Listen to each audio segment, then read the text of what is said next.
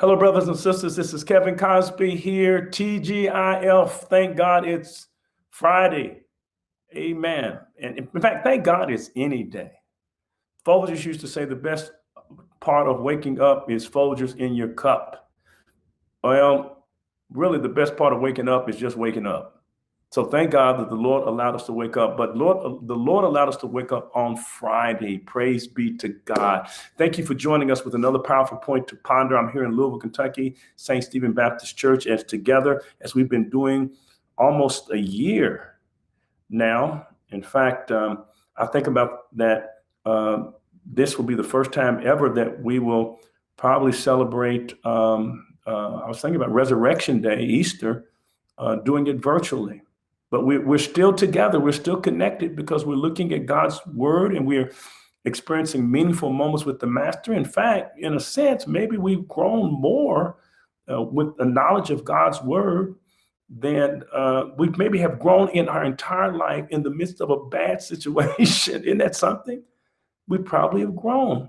And we've got all these powerful points to ponder and the word of God that you can go back to and listen to and share and grow as a student, a serious student of the word of God. So thank you for joining us today. We're in this series called But God, two words that have changed history. That expression, but God, something bad happened, but God, and once that you see those two words, but God, something is getting ready to take place. But God. And there have been a whole lot of but Gods throughout your entire life, even when you didn't recognize it. There's some things that have taken place, some blessings that have come, some reversals that have come, some doors that have come opened up in your life. That the only way you can explain that is but God. And that expression, but God, is found throughout the Bible so many times. And it is punctuated throughout our lives so many times. Today, I want you to see how the but God is a God who is able to include you when other people want to exclude you. The God who says, no, I'm going to elevate you when other people want to eliminate you.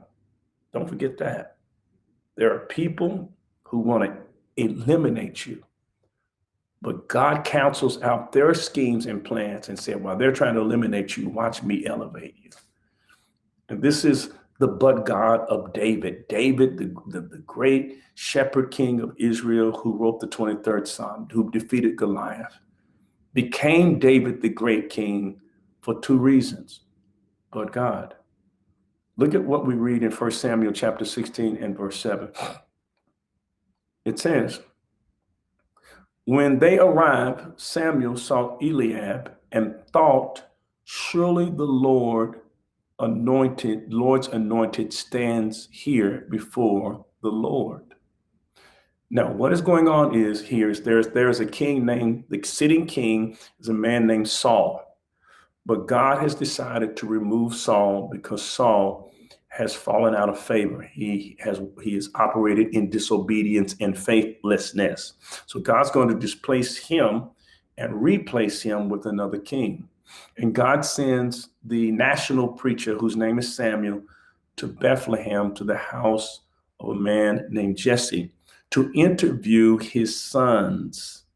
And he has 7 sons, and he's going to interview them as a replacement for King Saul. And Jesse brings in all of his sons except one of them. And the one of them is called the runt of the litter. It's the Hebrew word hakatan, which means a kid that no one believes in, no one has any confidence in, and we know who that kid's name. His name is David. Now, what we're reading about in this verse is the actual interview that's taking place as Jesse's sons are being paraded before Samuel to see if which one of them will be the replacement for King Saul. What's interesting is that David's father, Jesse, did not have any confidence in his ability, so he didn't even invite David to the interview because he knew it could not be David. And it says, this. When they arrived, Samuel saw Eliab. When the sons of Jesse arrived, Saul saw Eliab. Eliab is the oldest, and he's the tallest, and he's the most impressive. Notice the last two letters in the name Eliab, abs. He had abs. He was built. He was handsome. He had a piano keyboard smile. He had a washboard stomach. He looked impressive. And he was sure that this is the one. Samuel was getting ready to anoint him. Surely the Lord's anointed stands here before the Lord. But the Lord said to Samuel, do not consider his appearance or his height. Notice it says, but the Lord. And that phrase, although it's three words, is still the same. But God, but the Lord, or but the Lord is God's covenant name, Jehovah. But Jehovah, but God said to Samuel, do not consider his appearance or height, for I have rejected him. The Lord does not look at the things people look at. People look at the outward appearance. The Lord looks at the heart. And after all of Jesse's sons have been interviewed, and none of them are the ones that will succeed Saul, Samuel says, do you have another son? And he says, yes, but he is the Huckatan. He's out there with the sheep. And Samuel says, bring him in. And when he brings him in, the light glows on David. And the one who is the rejected son becomes the appointed son. The one who was the eliminated son will become the elevated son. And many times, there have been times in your life when you have been eliminated, but now you have been elevated. And the only thing that moved you from elimination to elevation is, but God. Now, there's some important lessons we can learn from this story. First of all, it is the lesson of making judgments about people on the basis of outward appearance. You know, we often say you don't judge a book by its cover, but we do judge books by their covers. Or we say big gifts come in small packages. We say that, but we don't really mean it. The importance of appearance is critical. We want to, and I'm not saying it's unimportant not to bring your A game when it comes to appearance. I'm not saying that if you're trying to sell your house that you don't try to fix that thing up and have some curb appeal, because appearance is important, but it's not all important. You know, we focus on the appearance of people, the color of people, the skin color of people, the height of people, and whether the person is a male or a female. We look at the appearance, but God is only concerned about one thing, and God is concerned about the heart of people. For God, the heart of the matter is the matter of the heart. Do not be seduced by outward appearance. Don't do it. Amen. Don't do that. And, you often hear people say, well, I don't see color. You know, in this racist world we live in, I don't see color. I don't look at appearance. And let me give you a response to that. You're lying.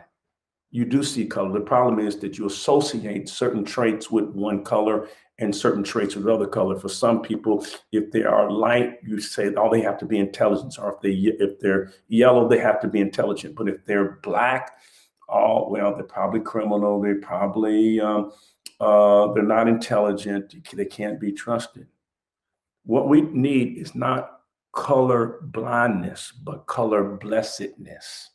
I don't want you to be colorblind. I want you to be color blessed, which is to say that to look at people and say, you know what, I can see that God can bless me through you, regardless of your appearance. Not colorblind, but color blessed. Don't get caught up in appearance. And then if you're the person that has not been invited and you've been eliminated, if God be for you, who can be against you? David just kept working with his sheep. No one invited him to the interview. He was eliminated, but that same David was elevated And God elevated him in the presence of the very people who wanted to eliminate him. Maybe that's what David meant when he said that you will prepare a table before me in the presence of my enemies. And sometimes, unfortunately, some of your enemies can be the people in your own family. But when they try to eliminate you, don't get on their level. Just let God bless you, prepare a table before you in the presence of your enemies. And when David looked over his life and saw how he was elevated to become the king of Israel, how he would write the 23rd Psalms and defeat Goliath and become Israel's national hero and Israel's greatest leader in the Old Testament, king. And people ask, well, how did it happen? The only thing David could say is this: but God. Man looks at the outward appearance, but God looks at the heart. You get your heart right. I'm not saying don't get your outward appearance right. Do that. But make sure above all to get your heart right, because that's what God is looking for. People who have a heart towards him. Let's pray together. Heavenly Father, thank you for these but gods. But gods. But God. We should have been outdoors, but God. We should have been in jail, but God. We should have been dead, but God. Our family should have disintegrated, but God. We should have lost our mind, but God. Thank you. Thank you for the difference you have made in our lives and will continue to make. In Jesus' name, amen. But God. But God. You said that all day. Just think about all your blessings and just say, but God. Thank you for being with us today. If you don't have a church home, come and connect here with St. Stephen Baptist Church. Everybody needs a church home. Contact us at newstart@ssclive.org. When you join, we're going to call upon you to do three things. Number one, just continue to worship with us. Two, continue to study with us. And I want you to get in a small group, a Sunday school class. There's a lot of Sunday school classes. We believe in that at St. Stephen Church, where iron sharpens iron. You'll become a better person. You'll get some connections you need. And then we want you to live out your faith. That's what it means to become a Christian. To trust God, to get with other believers, live out your faith. It's not deep. Trust God, get with other believers, live out your faith. Just like a three-legged stool, your faith is a three-legged stool. Get connected to God, get connected to people, and live out your faith. And we're going to help you do that. So contact us here, newstart@ssclive.org. God bless you. Thank you for being with me again for another powerful point to ponder. And in closing, don't forget how we close every day. Are we supposed to close like this every day? And that is during COVID-19, don't forget to stay safe, stay sane, and if you can, by all means, stay home. God bless you. I'll see you tomorrow.